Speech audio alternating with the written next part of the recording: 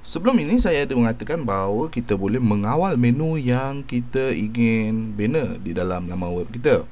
Bagaimanakah caranya?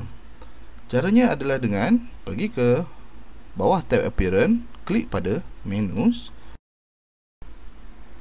Anda boleh menggunakan panel ini untuk membina menu anda.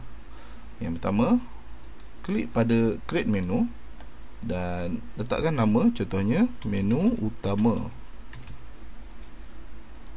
Saya akan create menu, dan apabila anda telah membina menu utama ini, anda boleh memilih menu utama sebagai primary menu atau menu utama, dan kemudian anda boleh menambah link, contohnya link kepada www.adhadimuhammad.com URL, dan katakan adalah tutorial, add to menu.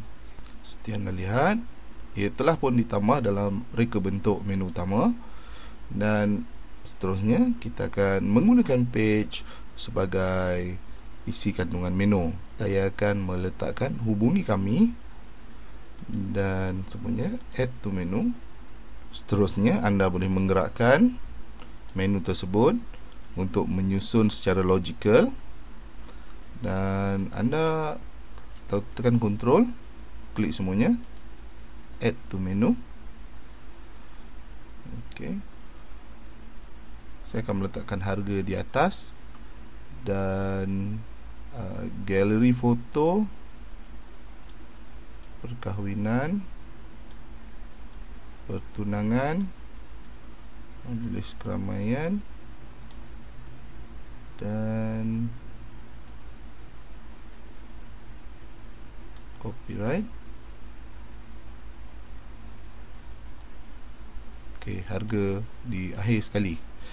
Beginilah caranya untuk membina menu, dan anda mungkin boleh menggunakan atau menambahkan kategori ke dalam menu. Sebagai contoh, portfolio, add to menu.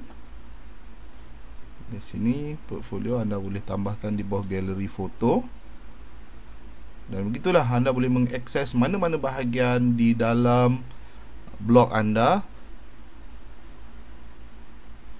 Dan apabila telah siap, klik pada save menu.